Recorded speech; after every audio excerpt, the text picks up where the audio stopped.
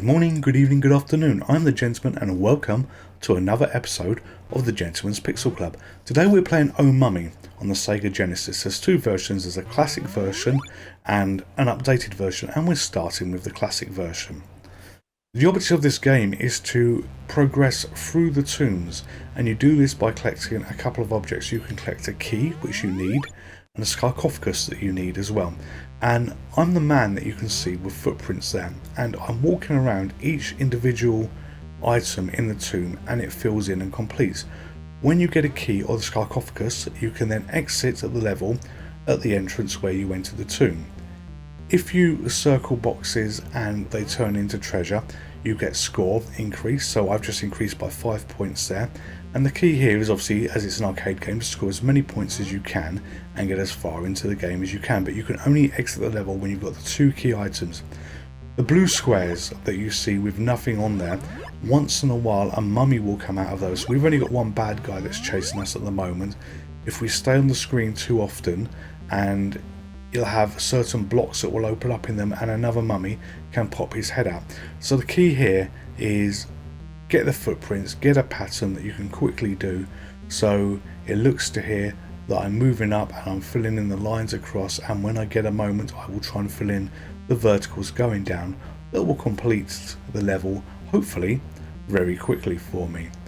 So moving along, and all I've got to do now is jump down the verticals and you can see everything fill out. And there's a mummy, you can see the mummy coming out of the blue area there on the left hand side. So I've now got 3 enemies where I started with 2. You start with 5 lives and they decrease every time you hit an enemy, and the game still carries on from where it is. You don't reset, go to the beginning, just 1 life drops off. This game, I need to call out Nick Jenkins from Nick's News and Reviews. Nick runs a YouTube channel similar to this, but it's been going for years, and he absolutely loves the ZX Spectrum. And I was watching one of his live streams the other day and he mentioned that there was a Genesis version of the game that he was playing, and I reached out to him a few days later saying, you know, Nick, what is it, you know, what was the game? I can't remember what it was called. And he told me, so this is why we have this video, this game being played today. Thank you, Nick, very much for your heads up that.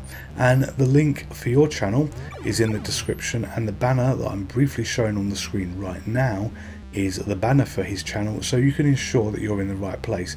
He's been going for years and years, and great channel, and I thoroughly recommend that if you enjoy retro gaming, you know, you're probably a member of his channel. I think you most likely would be if you're a member here, but give him a look out.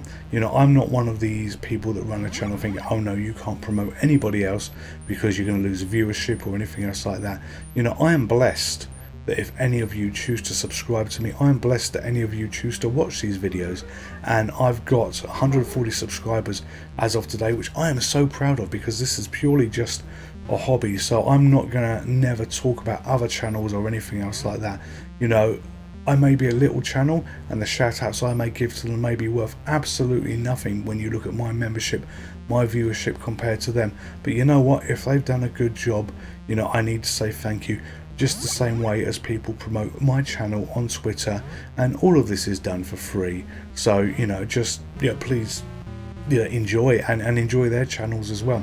And Nick gave a really good piece of advice. He said years ago, when I was watching some comments on his video, that, you know, if you ever want to do a YouTube channel, don't do a retro channel because it's so hugely congested. I kind of agree with him with what he said, but I think that's if you're doing it for money. I'm not doing this for money. I'm doing this purely for a hobby. I'm doing this purely because I had some health issues and I needed a distraction, and this has been a fantastic distraction, and you know, I am so pleased with absolutely everything. So that's covered Nick, his channel, and again, shout out to him for guiding me on this video. We are working to try and find the key so we can exit this level, and there's still a couple other things I want to talk about, you know, beyond this game, and we'll do this on the updated version of this when we start to play this. But I'm still frantically searching for the key to get out the level here. You know, the game is not too hard, and we finished. There's the exit screen. The British Museum is happy with us, and then we loop effectively back to the end level here, sorry, the first level here, and you can see that I don't think I've died, or if I did die, maybe I only lost 1 life. So we've faded forward about 400 points. You would have noticed a slight transition there. What I was doing was effectively jumping to very near the end of the game. You know, I've got 1 life left right now, and it's game over. This was a fun game to play, at least on the original version, but we are moving to the next version that's on the same cartridge here. It was a fun game to play, but it was very hard to control. The character moved effectively in 8-bit character squares, and because of this, or 8-block character squares, you had to line up the blocks correctly to move left and right, and it was not fluid. It was not fluid like the next version we're going to play, which is effectively the updated, pretty version. So here we are, back at the main screen, and we are going to pick Oh Mummy Genesis. So we've got a nice updated intro there, and some Pokemon looking characters that talk about, you know, what they're going to do.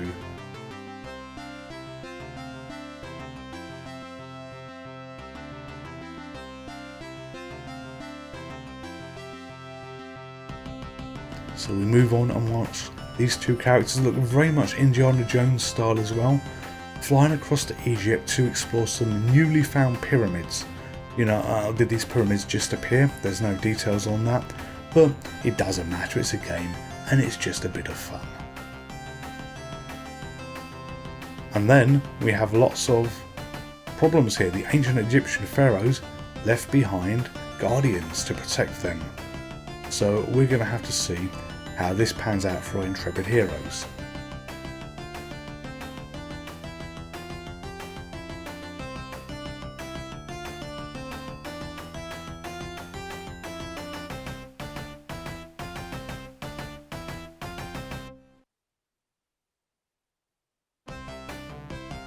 So here we are, nice flashy title screen. We're going to play adventure mode on 1 player. And look at these updated graphics. The controls here is so much smoother, so much more fluid. You know, there is no difficulty moving left and right, and it just flows like water would flow off a duck's back. Beautiful coding from, or at least beautiful gameplay from the experience that I had before. Still a single mummy, and look at the richness of these graphics, absolutely brilliant. So this is on the Sega Genesis, as you already know, and I'm using the MiSTer FPGA to recreate the hardware here. And today I learned that the Sega Genesis had 512 colours, 61 of those could be used at any one time. I learned that it sold about 30 million units, and it was also backwardly compatible with the Sega Master System. All of this was stuff that I had never known until today. But before I carry on about that, look at the beauty of these updated graphics. The lives at the bottom, they're stuck in water, as you can see. The challenge that this gives is a real pain in the neck because you can't see your footprints, so you've got to guess where they are. But you've got bonus items stolen from Pac-Man like cherries, and again, just a lovely update. But more importantly than this update, what about my newfound knowledge of this system that we're speaking about? Where did I get this? Well, I run a set of forums called Desert Island Fruits, and there's a gentleman on there that has created his own retro book, and he put an advert, just pure coincidence today, looking to sell it for £5. And I thought, what the hell, let's buy this. My forum gets absolutely no kickback for this. My forum is a non-profit forum which is for Fruit Machine emulation fans, but I'm putting a link to the book that he's made in the description below. Can't see much on the screen at the moment because there's a lot of black going on because they've hidden the maze. So for a few seconds, here's a brief screenshot of what it actually looks like. Now that's gone. Sorry for the cat in the background. Take a look in the link if you've got any interest. I'm not endorsing it or anything else like this, but you know, it's a great piece of work that he has done. So what else can we talk about today? And I am sorry about the cat you may hear in the background.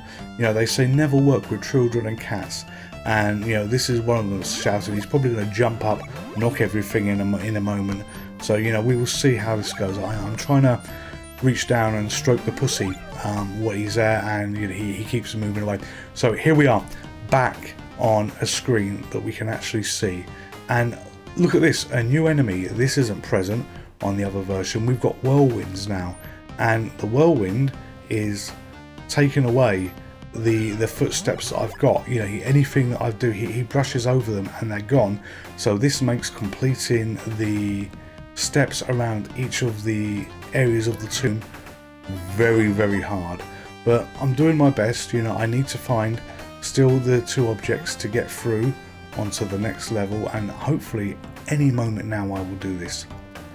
So while my man struggles with this, I'd like to talk about the third thing today. The third thing of importance for me today is, how do I know that I'm heading in the right direction with this channel?